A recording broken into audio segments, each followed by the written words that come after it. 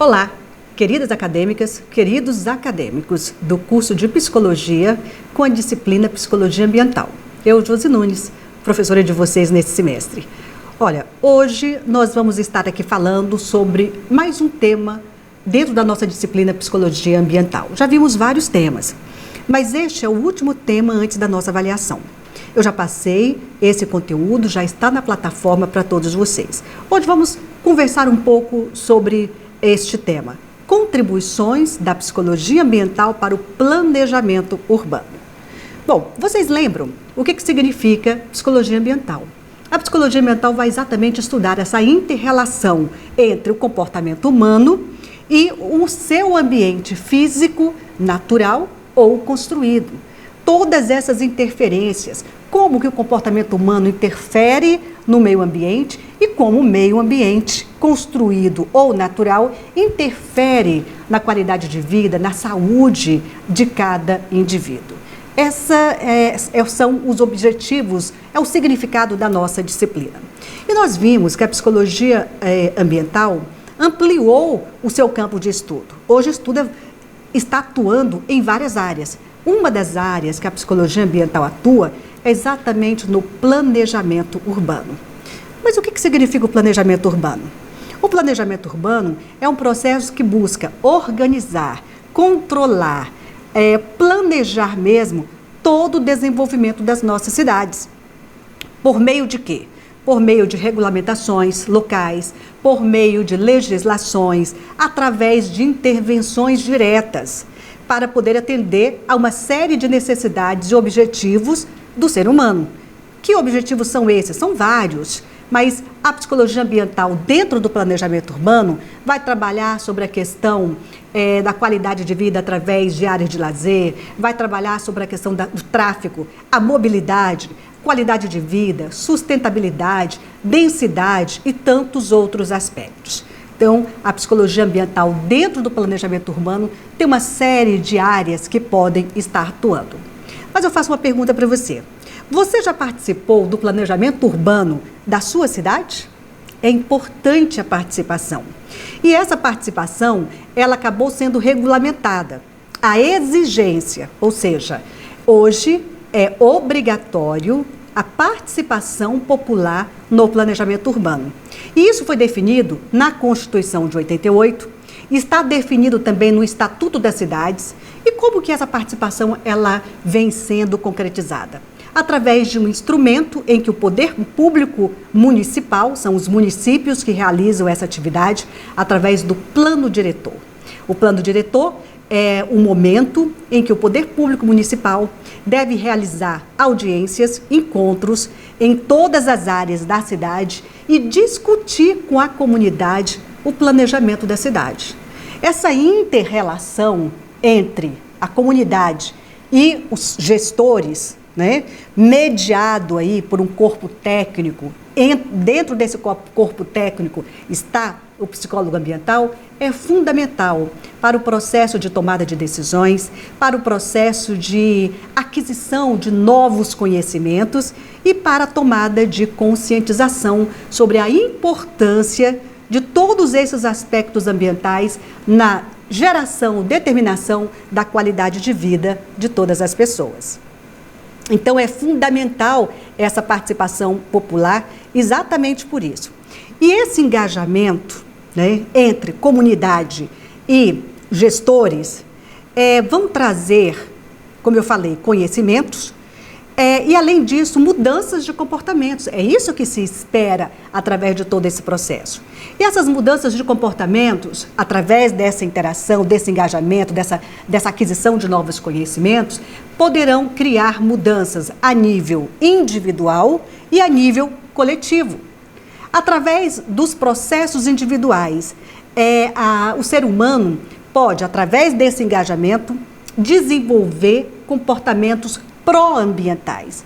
Porque a pessoa, através dessa interação e desses conhecimentos, ela vai podendo fazer reflexões sobre o seu comportamento e vai tomando consciência da importância de mudanças comportamentais para poder colaborar com a sustentabilidade. Então, é muito importante essas mudanças. Mas também pode acontecer mudanças através de processos mais coletivos, que está relacionado ao processo de conscientização para a questão ambiental. Então, são aspectos importantes. Infelizmente, não tivemos condições de ter a nossa aula presencial. Mas no semestre passado, eu trouxe, quando eu falei sobre planejamento urbano, nós trouxemos aqui para a universidade a secretária de Meio Ambiente e Desenvolvimento Urbano. E ela, então, apresentou como que o Poder Público Municipal de Gurupi realiza as ações do plano diretor. Mas, se houver possibilidade, ainda trarei esse semestre para que ela possa vir aqui fazer um debate, mesmo que nós já tenhamos estudado esse assunto, mas com uma aula complementar. Bom, e a psicologia ambiental dentro de todo esse contexto? Nós vimos que a psicologia ambiental teve, assim, é claro que as suas origens, elas são bastante antigas, mas foi exatamente a partir de 1960 que houve uma grande preocupação do contexto social, físico, do ambiente físico construído ou natural, interferindo no comportamento humano. Mas a partir da década de 80, nós vimos que a psicologia ambiental passou a tentar entender e resolver problemas relativos a recursos naturais, a tráfego de veículos, a degradação humana e aos crimes contra a natureza. E não são só esses temas, não. A psicologia ambiental ampliou bastante o seu escopo de atuação. Então, ela ampliou o seu foco para as questões de grande escala, né? E incluiu as políticas públicas, a sustentabilidade e a saúde em todo esse nosso mundo ecológico. Lembro que logo que começou toda essa pandemia do coronavírus, eu passei para vocês um artigo para que vocês pudessem estudar sobre a questão de meio ambiente e saúde pública. Exatamente para que vocês pudessem fazer uma reflexão sobre a importância dessa nossa interação, ser humano e o seu ambiente, na produção de várias consequências. Por exemplo, a pandemia do coronavírus, ela é consequência dessa interação, de um processo cultural, de um processo de hábitos de uma determinada cultura, né? A partir daí surge o primeiro fato. E esse fato, exatamente pelo processo de locomoção social, ela expandiu e hoje um evento isolado numa cidade, em um determinado país, atingiu todo o mundo, né?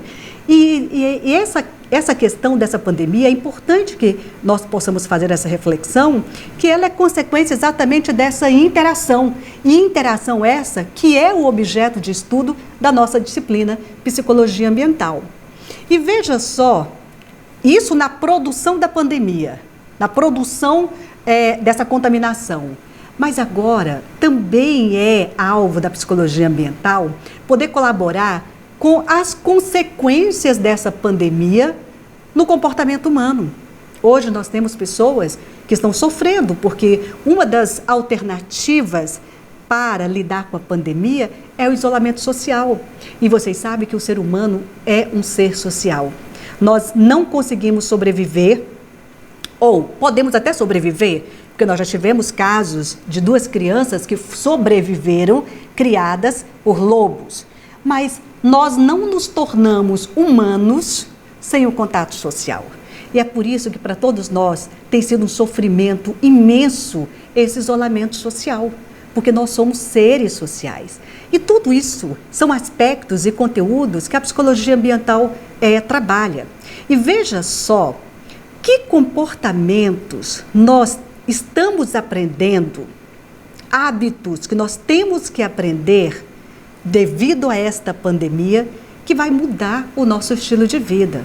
Então, todos esses temas, por isso eu passei aquele artigo para vocês, são temas que fazem parte dessa nossa disciplina. Então, a psicologia ambiental ampliou o seu campo de trabalho e está ampliando a cada dia. A cada nova situação que nós nos deparamos, a psicologia social, a psicologia ambiental que ela tem uma origem na psicologia social e na psicologia ecológica, na psicologia comunitária, ela vai ampliando todo a sua área de atuação, tá? Bom, dando continuidade a este tema, para que nós possamos analisar as cidades, é importante que nós possamos analisar uma série de contextos. Vou citar aqui apenas alguns dos contextos que nós temos que analisar dentro de um planejamento urbano. Por exemplo, nós temos que analisar a presença de elementos tóxicos. Nós temos que analisar a densidade populacional. Outra questão, quais são as condições de habitação? Quais são as áreas de lazer? A qualidade ambiental da sua vizinhança? E o seu ambiente natural? O que existe de ambiente natural? Ou tudo foi transformado num ambiente construído? É importante a preservação desse ambiente natural. Então, esse conjunto de situações e tantas outras situações são aspectos que temos que estudar dentro da psicologia ambiental e que vão influenciar a qualidade de vida das pessoas que vivem neste ambiente. Os espaços de lazer. Os espaços de lazer são fundamentais. São fundamentais e têm que ser investigados, pois os espaços de lazer vão influenciar a formação do apego ao lugar onde mora, o apego à cidade, né? O seu sentimento de pertencimento. Então, o seu apego. Então, as áreas de lazer são fundamentais. Mas antes mesmo de continuarmos falando sobre as áreas de lazer, eu quero fazer uma pergunta para vocês. Vocês conhecem os seus vizinhos? Você conhece bem o bairro onde você mora? Se você ainda não participou de um plano diretor, participe e leve as suas sugestões para o debate, para as discussões. Leve o que é necessário no seu ambiente mais próximo de convivência para que melhore a sua qualidade de vida. E dentro desses aspectos, as áreas de lazer são fundamentais. Como eu disse, as áreas de lazer, elas contribuem para que você sinta mais satisfação, goste, olhe, sabe? E o seu olhar fica feliz com o que vê. Então, fortalece o seu apego ao local onde você mora. Cria oportunidades para a expressão criativa, espontânea. É muito importante essa expressão comportamental criativa, espontânea da criança. A criança, por exemplo, precisa de muito desses espaços.